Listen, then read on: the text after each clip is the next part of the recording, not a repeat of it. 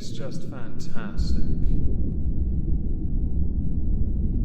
Captain's log, subdates 220208.9. With the new influx of inmates mostly stemming from COVID stresses, we have decided to put all new inmates through a new military drill regimen for the first 30 years. We will then double the same regimen the moment that the inmate gets comfortable with the current drills. We will then also halve their rations. Welcome everyone to the Halls of Injustice. Today we welcome inmates number 114 to the ISO cubes. His name is Daniel Boulton, and Daniel Boulton is an absolute twat. Not just for the crime he committed, but for the level of stupidity involved. You see, there are levels of it. If you're stupid, you make a mistake. If you're an idiot, you make more mistakes. If you're an absolute effing moron, you commit a crime that has an entire planet facepalm for the level of stupidity involved, because if anything, it is a damning statement of the education system in this country. A crime so dumb that it drags the IQ of an entire nation down by about 10 points. Which, and this will certainly make sense when we get to the crime committed, I guess does mean that what he did and why he did it does mean that it possibly is a bit contagious. So for this video, I'm going to tell you a little bit about Daniel Boulton. I'm going to tell you the crimes of Daniel Boulton, his evasion and summary capture, the trial itself, and of course the finale. So let us now begin with who Daniel Boulton, inmates number 114, is, beyond the obvious of him being an absolute twat. Daniel Boulton is a 30-year-old dosser from Skegness. Not much is known about his employment history, not much is known about whether or not he had any other children. What we do know is, at some point in 2019, March more notably, he had started seeing a woman called Bethany Vincent. Bethany Vincent at the time had just come out of a relationship and brought with her a child, a 9-year-old called Darren Henson, who we are going to be calling for the rest of this video DJ, as that is how he was known. While this courtship began, Daniel Boulton would walk from his hostel in Skegness to Bethany's home in Louth, which is a 28-mile gap, and credit to anyone that's that interested in somebody for walking that far. But that is as far as the credit goes, because this story doesn't exactly get any nicer. While things did start off all rosy and polite and lovely, eventually things started to unravel, and a vast amount of it stems from the fact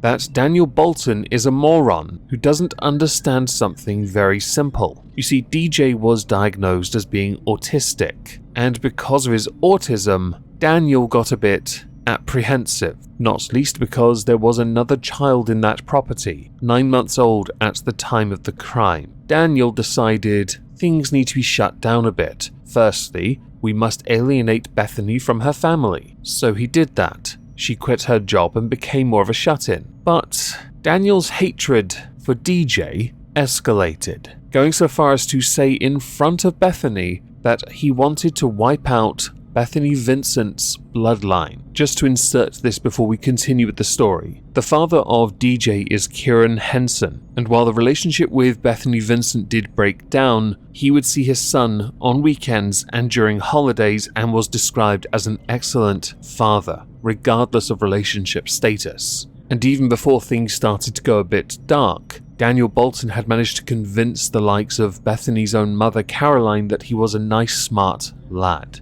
As time progressed, and Bethany quit her job, became more of a shut-in to spend more time with Daniel Boulton became very possessive of her. And just to be clear on something here, because I don't want to get this wrong, DJ was diagnosed as being autistic at the age of 2.5, which predates the relationship itself, but Daniel Boulton didn't know that. As time progressed, the relationship soured and it became more of an on-off relationship. There was even an incident that happened in High Holmes Street where it ended up with Daniel Boulton getting a restraining order, which then prevented him, Daniel Boulton, from contacting or being anywhere near Bethany Vincent. That didn't stop him though, because he would continue to send close to 900 messages on the weekends before the crime was committed. I know some of this seems vague. I don't exactly know what happened in High Holmes Street. I'm sorry about that. but it must have been something physical for him to then get a restraining order placed upon him. So now I think we should go through the crime that he committed. And trigger warning, it's dark. Very, very dark. On the 31st of May, Daniel Boulton made the 28-mile walk from Skegness to Louth. He would then loiter for hours near Bethany Vincent's home. The reason why? There are a few reasons. One was because Bethany Vincent was going to be moving home. With that, he would not know where she was living, and by extension, I believe he would not know where the 9-month-old child was. I am not sure if that child is his or not. None of the articles I have linked specify, but it does seem to be a motivating factor. Another reason stems back from that earlier statement of, I want to wipe out your bloodline. You see, Daniel Boulton had a belief, a rather stupid one. It can be memed online, but it will not be memed or joked upon in this video, and it concerns DJ. He believed that DJ's autism was contagious, and he didn't want to risk it spreading not only to the other child,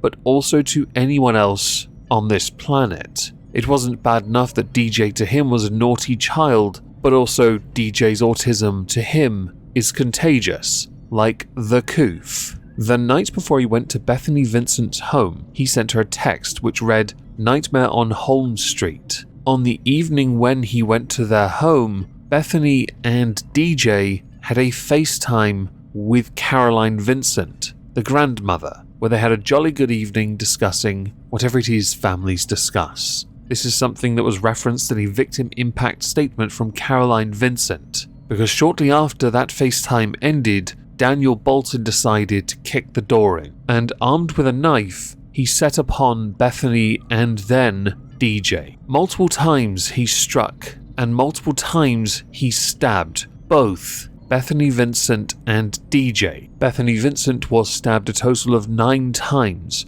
one of which was directly through her heart. DJ ran up the stairs. Daniel Boulton chased him up the stairs. During a forensic analysis, they noted that he had run up the stairs and been chased by a man with a knife because of the injuries on his legs. Unfortunately, DJ was unable to escape.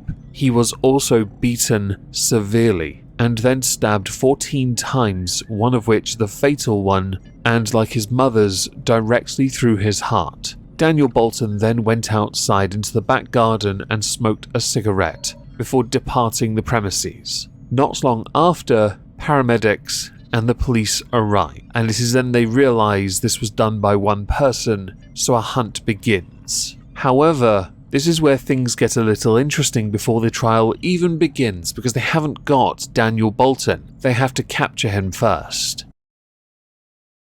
The best part about what we are going to go through next is there is video evidence that has been released by the police of him being captured, evading, and then being caught. Sadly, not the part where he's tased. I think that, for all of us, would have been quite satisfactory. Daniel Boulton, knowing that the police are on his tail because they've got access to enough evidence to know he certainly played a part in this, runs off to the farms of Louth, and he makes the point to break in, steal food, steal clothes, but leave a note apologizing for the inconvenience caused. The following day though, and this is where it gets really interesting because it just shows you how dumb he is. He approaches a lady who's walking her dog. Not far away is an off-duty police officer also walking their dog. This man recognizes Daniel Boulton and realizes he is a threat, so he calmly approaches, and a scuffle ensues. Daniel Boulton beats the officer and leaves. The officer gives chase. They fight again. Daniel Boulton stabs the officer in the leg, which is where the mistake was made. Because if anyone knows anything about harming a police officer, you know damn well what happens next. There'll be police officers from every single county swarming through that town like locusts. They will send every backup, including helicopters. And those helicopters have cameras. You see, Daniel Louth then continued. He tried to steal numerous vehicles from people and fail. He tried everything he could to escape. He then started trying to hide around farm silos, but it all ultimately failed, and eventually he was cornered. And if you're watching the screen now, you're watching him as he is about to get arrested. Daniel Louth admits he's a bad person and believes the only way forward is for him to die rather than spend an eternity in a prison. He knows that is the fate that awaits him after all. Everyone knows that. If you kill someone, a judge has to give you a life sentence. The tariff part is subjective, but what he did was malicious and with intent and definitely planned. You definitely don't walk 28 miles to then bottle it. But rather than shoot him with a gun, the police officers show him mercy and shoot him with a taser instead. Here is a picture of him as he's being walked away. He looked thirsty. He in fact did at one point ask for a cup of water from the officers. He is arrested, taken to the police station and charged with murder. Double murder, of course. Something which he denies, but he does agree manslaughter. So perhaps now we should get to the trial, because this is where some interesting mitigating factors crop up, but also other rather interesting and damning information. The charges that he was facing was murder on 2 counts, a charge which in the United Kingdom is defined under the Homicide Act of 1957. There is an argument certainly he made for manslaughter and the mitigating factors that are raised by his defense at some point. Manslaughter is a way of saying diminished responsibility. The charge of murder falls under the banner of homicide because it involves the death of a human being. So for it to be defined as murder, the person who commits the crime or is alleged to have committed the crime has to have intent and be of sound mind, which is where manslaughter creeps in during the trial because of that whole diminished responsibility argument. Daniel Boulton was subject to a psychological evaluation. During that psychological evaluation, he claimed that autopilot did the job for him, and the reason that he lost control was due to his personality disorder. Jurors were told during the trial how Daniel Boulton had a troubled childhood, repeatedly being expelled from schools, and described his father as a football hooligan who drank too much, with him holding a number of short-term jobs at amusement arcades, but had not had a job since 2019, and admitted to being a regular gambler who began binge drinking at the age of 13 and got into regular fights. 2 psychiatrists doing that evaluation agreed that Daniel Boulton suffered from a dissocial personality disorder, but the prosecution argued that he was still capable of carefully planning these killings. Daniel Boulton told defense psychiatrist Dr. Pablo Vandenabile he had arrived at Bethany Vincent's home at midday on the 31st of May, but she kicked him out and he returned later. Once inside, Daniel Boulton had begged Bethany Vincent, but she kicked him over and laughed at him, so he went to get a knife from the kitchen. Being quoted as saying, "I guess I wanted to threaten her. I wanted to Romeo and Juliet her. I probably just wanted to kill myself. It was like I wasn't there. Autopilot did the job for me. It was like she went into the knife." He then went upstairs to DJ's bedroom and continued to inflict the wounds,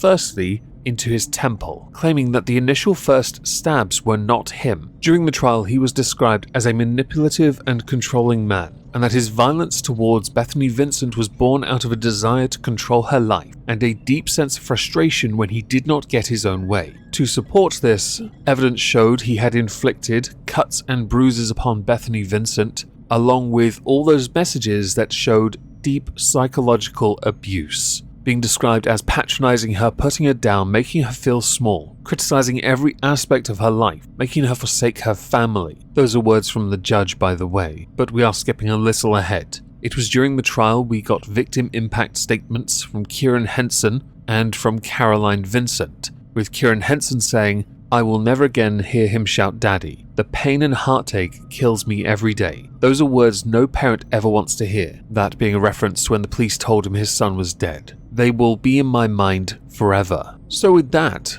I think we now need to get to the verdict and the conclusion to the story for Daniel Boulton.